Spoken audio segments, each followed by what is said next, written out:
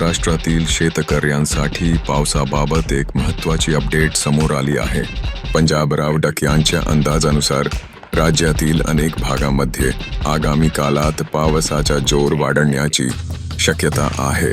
विशेष म्हणजे 17 ऑगस्टपासून 30 ऑगस्टपर्यंत महाराष्ट्रातील विविध भागांमध्ये पावसाचे वातावरण राहण्याचा अंदाज व्यक्त करण्यात आला आहे. त्यामुळे शेतकरी बांधवांनी आपल्या पिकांकडे विशेष लक्ष देणे गरजेचे आहे. सध्या राज्यातील अनेक भागांमध्ये पावसाचे वातावरण तयार झाले असून काही ठिकाणी जोरदार सरी तर काही भागांमध्ये मुसळधार पाऊस पडण्याची शक्यता आहे. पुढील काही दिवसांमध्ये पावसाचा जोर वाढू शकतो. त्यामुळे ज्या शेतकऱ्यांच्या शेतामध्ये पाणी साचत आहे त्यांनी शेतातील अतिरिक्त पाण्याचा निचरा होण्यासाठी योग्य नियोजन करणे महत्त्वाचे आहे. पंजाबराव डक यांच्या अंदाजानुसार 17 ऑगस्टपासून पावसाची सुरुवात होऊन पुढील काळात अनेक भागांमध्ये पावसाचे प्रमाण वाढण्याची शक्यता आहे. काही ठिकाणी पावसाच्या जोरदार सरी पडू शकतात तर काही भागांमध्ये मुसळधार पावसाची परिस्थिती निर्माण होऊ शकते. त्यामुळे शेतकऱ्यांनी हवामानातील बदल लक्षात घेऊन शेतीची कामे करावीत. विशेषतः सोयाबीन, कापूस, तूर, मका, मूग, उडीद आणि इतर खरीप पिकांसाठी हा काळ महत्त्वाचा आहे. सतत पाऊस झाल्यास शेतामध्ये पाणी साचण्याची शक्यता असते. त्यामुळे पिकांच्या मुलांना जास्त काळ पाणी लागून राहणार नाही याची काळजी घ्यावी. सोयाबीन उत्पादक शेतकऱ्यांनी आपल्या शेतामध्ये पाणी साचले आहे का याची पाहणी करावी. पाणी साचले असल्यास शक्य तिथे निचर्याची व्यवस्था करावी. तसेच पिकांवर रोग किंवा किडीचा प्रादुर्भाव वाढतोय का याकडेही लक्ष ठेवावे. कापूस उत्पादक शेतकऱ्यांनी देखील पावसामुळे शेतामध्ये निर्माण होणाऱ्या परिस्थितीकडे लक्ष द्यावे.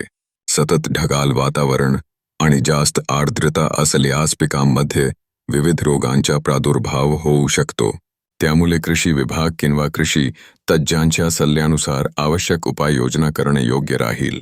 पुढील काही दिवस शेतकऱ्यांसाठी महत्त्वाचे असणार आहेत. कारण काही भागात पावसाची उघडीप मिळू शकते तर काही भागांमध्ये पुन्हा जोरदार पाऊस होण्याची शक्यता आहे. त्यामुळे फक्त एका अंदाजावर अवलंबून न राहता आपल्या परिसरातील प्रत्यक्ष हवामान परिस्थिती आणि अधिकृत हवामान विभागाचे अपडेटही पाहणे गरजेचे आहे. दरम्यान 17 ऑगस्ट ते 30 ऑगस्ट या कालावधीत राज्यातील विविध भागांमध्ये पावसाचा जोर कायम राहण्याची शक्यता असल्याचे सांगितले जात आहे.